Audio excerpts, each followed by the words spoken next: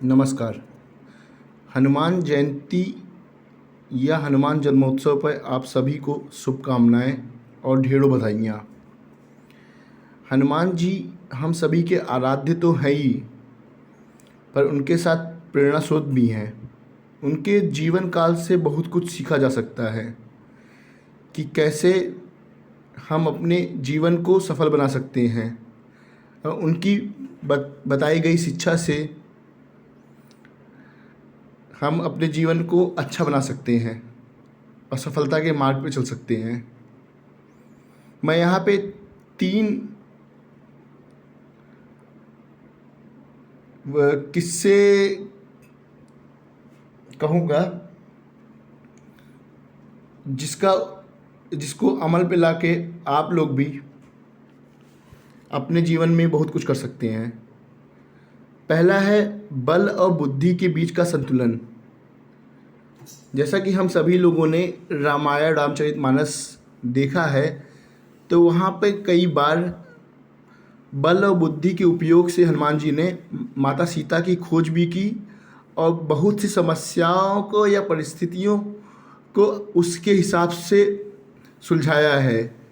जहाँ पे बल का प्रयोग हुआ वहाँ उन्होंने बल का प्रयोग किया, और जहाँ विनम्रता की आवश्यकता थी वहाँ पे बुद्धि और विनम्रता का उपयोग करके भी सारी परेशानियों को दूर किया और माँ सीता को ढूंढकर भगवान राम से मिलाया। दूसरी शिक्षा हम ले सकते हैं कि लक्ष्य मिलने तक विश्राम नहीं करना है।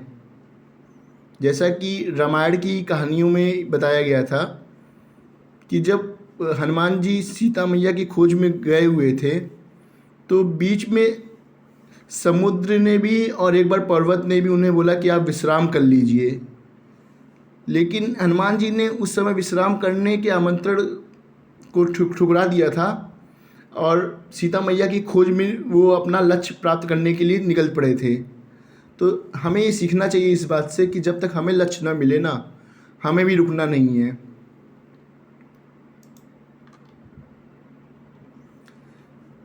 तीसरी सीख हम ले सकते हैं उनसे कि कभी कभी लक्ष्य हासिल करने के लिए झुकना भी पड़ सकता है।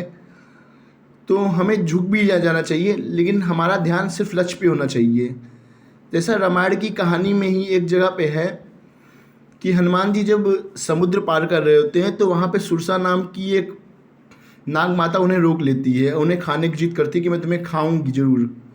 पहले हनुमान जी समझाते हैं और क्या कहते हैं, अपना रूप भी बड़ा करके उनको दिखाते हैं, लेकिन दोनों के ही फिर नाग माता भी अपना रूप बड़ा करती हैं और इस तरह चलता रहता है। और जब हनुमान जी समझ जाते हैं कि अब ये बात बल से नहीं सुलझेगी, तो वो एक छोटा सा रूप धारण करके सुरसा के मुंह के अंदर चले जाते हैं और वापस घूम के चले आते हैं। तो सुरसा की बात भी रह जाती है और हनुमान जी अपनी बुद्धि की वजह से उनका भी सम्मान कर देते हैं और उनका भी सम्मान कर देते हैं और अपने लक्ष्य को भी वो पूरा कर लेते हैं और लंका की तरफ निकल पड़ते हैं। तो हमें ये सीखना चाहिए कि कभी कभी जहाँ पे बल अगर नहीं काम कर रहा है तो बुद्धि का इस्तेमाल कर लेना चाहिए, और बड़े लक्ष्य पाने के लिए अगर थोड़ा झुकना भी पड़े तो झुक जाना चाहिए।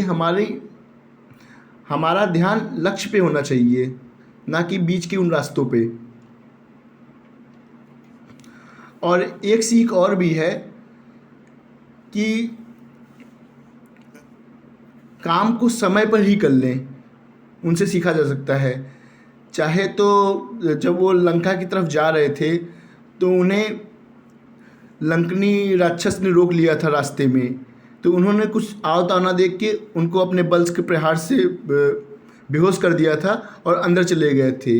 या दूसरा, जैसे ही उनको लक्ष्मण जी मूर्छित हुए थे, उन्होंने बोला कि जाके वहाँ से पर्वत से लेके आओ ये दवा। तो बिना सोचे वो अपने काम के लिए प्रति निकल गए थे। तो आप लोग भी उनसे ये सीख सकते हैं कि जब भी काम का समय रहे तभी आप वो काम कर लीजिए, कि जैसी भी परिस्थिति हो उसके अनुसार कर लीजिए और अपना ध्यान लक्ष्य पे रखिए।